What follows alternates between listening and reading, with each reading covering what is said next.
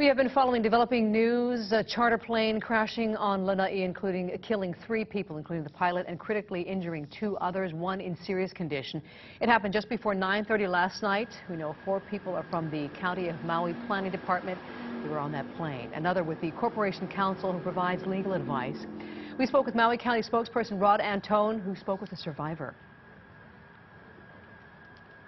They said it was a blur. You know, the next thing he remembered was calling. They were on a plane, and next minute they're down, and he's calling 911. And he said that the fire burned all 3 of them pretty bad. We have confirmed that the pilot did die in that crash, as well as 2 from the Maui Planning Department, 3 others at Queens Medical Center recovering at this time. Ian Greger of the FAA says the plane was a twin-engine Piper PA-31. It crashed after takeoff. The Federal Aviation Administration and the National Transportation Safety Board will investigate the incident, with the NTSB taking the lead. And right now we have National Transportation Safety Board spokesperson Peter Knutson on the phone live from Washington, D.C. with the very latest. Thanks, Peter, for joining us. We appreciate it. Sure, happy to be here. All right, so my understanding is right now we have you have investigators heading to Lanai at this time to begin that investigation.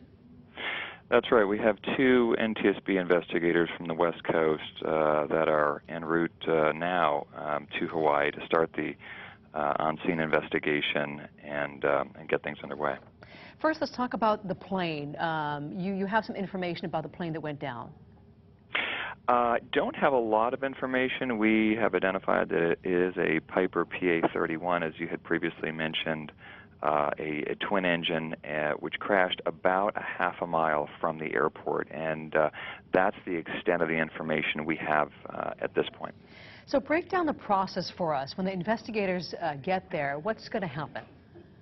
They're going to be focused on documenting the scene of the accident and gathering any perishable evidence.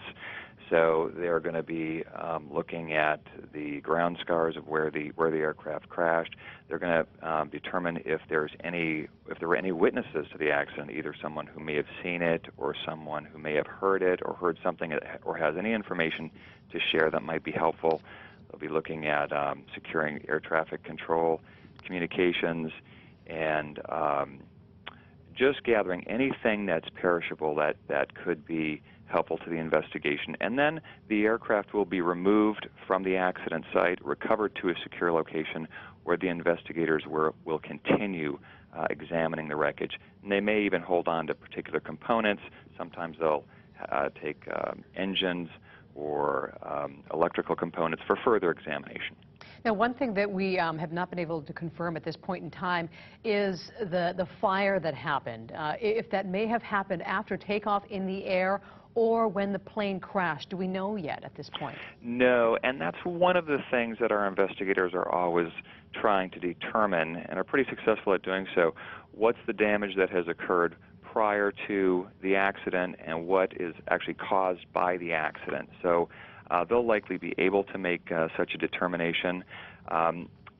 After they do their on-scene work, they'll return to their office and write up a preliminary report.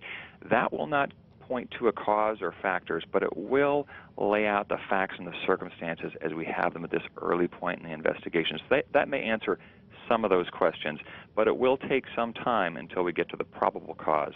Now, Peter, when it comes to the plane itself, what is the most important element that you need to try and move this investigation forward?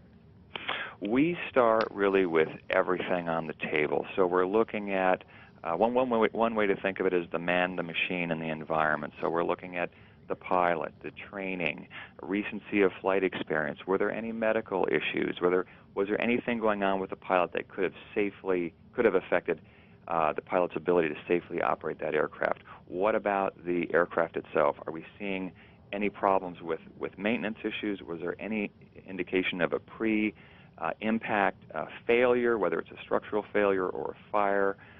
Or something along those lines? What about the environment? What about the weather? We'll be looking at at environmental conditions. So we really start with everything, and then we gradually take things off the table as the investigation continues. Peter, really quickly, this particular type of plane you mentioned, a Piper PA-31, any history with this plane, any particular issues that you're aware of?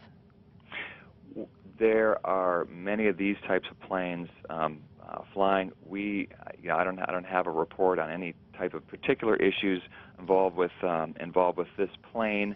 Of course, the Federal Aviation Administration is the regulator, and they would be in a position to address any safety issues that are turned up during the course of this investigation or any other involving that particular type of plane. All right, thanks so much, Peter. That's Peter Knudsen, live from Washington, D.C. 2 NTSB investigators headed to Lanai right now. They will lead that investigation. Thanks very much.